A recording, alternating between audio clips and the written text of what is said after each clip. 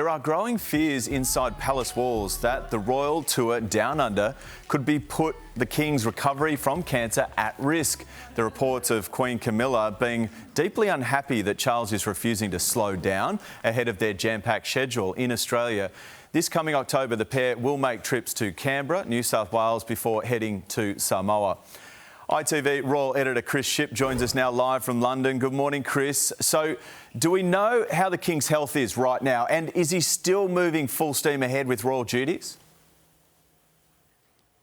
Yeah, hey, Chevo. Look, before the visit to Australia was made public, I was talking to one of the King's senior officials, and they said to me, "Oh, yeah, no, it's definitely on. Book your ticket to Australia. It's all happening." And my immediate response was, well, how can it be? Here's a guy who's still got cancer. He's still having treatment for it. And the answer is that they're adapting his workload to his treatments. In other words, he still can travel to the other side of the world. We were expecting the visit to Australia to sort of maybe take in Queensland, perhaps Melbourne, as well as Sydney. But as we now know, it's just going to cover New South Wales and the capital region. And therefore, they've adapted his schedule. He'll be doing fewer hours and fewer visits each day. Now, this is a workaholic king, as we all know. He likes to, I've done plenty of these tours. He likes to go from 7 in the morning to 11 at night.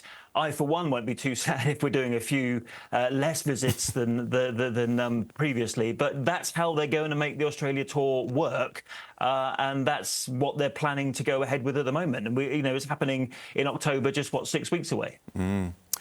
We saw some pictures of Princess Kate over the weekend. She made a rare public appearance in Scotland, photographed heading to church with Prince William, also joined by the King and Queen. Great to see her back out and about. We're not seeing a lot of her at the moment as she continues to battle cancer. No, the last time we saw her make a sort of video appearance was at the end of the Olympics, when she put out a congratulations message to the British Olympic team.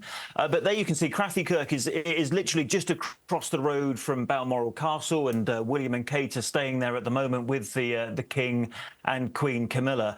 And look, Kate knows that there will be photographers there. There are always photographers there. So what do we read into this? We read into this that, look, she was happy that she was going to be photographed going to church. But again, we've just spoken about cancer. She's another one having cancer treatment. She calls it preventative chemotherapy.